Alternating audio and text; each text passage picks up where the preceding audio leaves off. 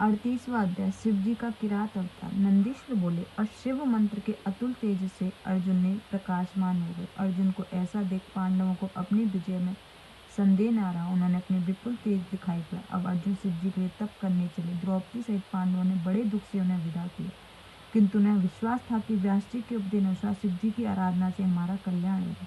इस प्रकार अर्जुन के तप के लिए भेज पांडव खिन्न हो द्रौपदी सहित वहां रहने लगे। परंतु अर्जुन के वियोग से उन्हें शांति न प्राप्त होती। उन्हें दुखी जानकर कृपा सिंधु ऋषि श्रेष्ठ व्यास जी फिर उनके पास पहुंचे। पांडवों ने उनकी पूजा की। कुछ दिनों के लिए उनके पास रहने की उनसे प्रार्थना की।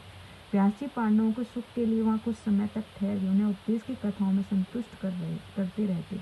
एक दिन युधिष्ठिर ने व्यास जी से पूछा, हे महाप्राज्ञ, क्या ऐसा कष्ट किसी और को ने भी पाया या एक मैं ही ऐसा हतभागी हूँ?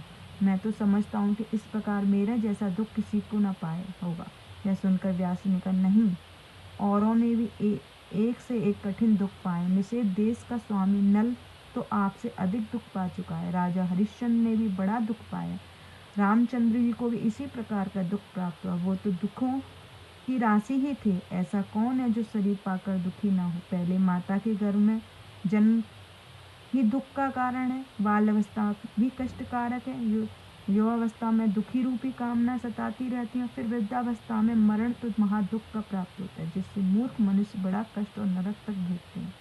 अतः वे सब मिथ्या है। तुम सत्य का आचरण करो। शिव जी सत्य हैं, प्रसन्न होते हैं। अतः मनुष्य को वही करना चाहिए। इधर उधर तो अवस्था थी। उधर अर्जुन के मार्ग के अनेक कष्टों को पार करते हुए इंद्रकील पर्वत पर गंगा जी के तट पर पहुंचे। फिर जैसा व्यास जी ने उपदेश दिया उसी के अनुसार अपने वेश आदि बनाए और इंद्रियों को वश में कर पार्थिव बना शिव जी का ध्यान करने लगे। वे तीनों काल स्नान कर विविध प्रकार से शिव उपासना करते। उस उपासना से अर्जुन के सिर पर तेज निकलने लगा, जिसे देखकर जीवों को भय होने लगा। यह तेज कब शांत होगा, यह कहने के लिए लोग इंद्र के पास गए। अर्जुन के कठिन तप का वृत्तांत का सचिपति वृद्ध ब्राह्मण ब्रह्मचारी का वेश बना अर्जुन की परीक्षा करने चले। उन्हें अपनी ओर आते देख अर्जुन ने उनकी पूजा की और पूछा कि इस समय आप कहाँ से आ रहे हैं? ब्राह्मण वैश्य इंद्र ने कहा, वह न कह अर्जुन से यह कहा कि तुम इतनी थोड़ी अवस्था में तप क्यों कर रही है? तुम्हारा तप सर्वदा मुक्ति के लिए, यह जय के लिए है। अर्जुन ने अपना सब मंतव्य कहा। उस समय ब्राह्मण ने कहा, तुम्हारा यह तप छात्र धर्म युक्ति संगत नहीं है, क्योंकि यह तप तो मुक्ति दाता है, इंद्र मोक्ष का नहीं है, सुख का दाता है। यह तप करना तुम्हारे योग्य नहीं है। यह सुन अर्जुन ने क्रुद्ध हो इंद्र से कहा, आप ऐसा क्यों कहते हो?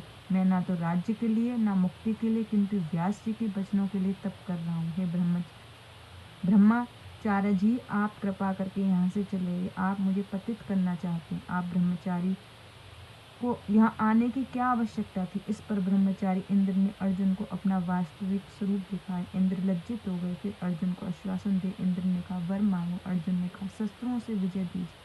इस पर इंद्र ने दुर्योधन सहित भीष्म, द्रोण और कर्ण आदि वीरों को दुर्जय कर द्रोण में पुत्र अश्वत्थामा को शिव जी का अंश बतलाते हुए अपनी असमर्थता व्यक्त की और कहा, इसके लिए शिव जी समर्थ हैं। तुम एकमात्र शिव की आराधना कहा, इसके लिए शिव जी समर्थ है। तुम एक करो। पार्थिव विधान से अनेक उपचारों से युक्त सर्व तो भाव से शिव जी की सेवा करो, तुमको अचल सिद्धि प्राप्त होगी। अर्जुन ने ऐसा कह इंद्र की उनकी रक्षा के लिए वहां अपने कुछ अनुचरों को नियुक्त कर शिव जी के चरणों का ध्यान करते हुए अपने भवन को चले गए। अर्जुन संग्राम में विजय पाने के लिए वहां उसी विधि से शिव जी का प्रसन्नार्थ तप करने लगे। इति शिव महापुराण तृतीय शतरुद्र संहिता का 38वां अध्याय समाप्त। जय गुरु जी।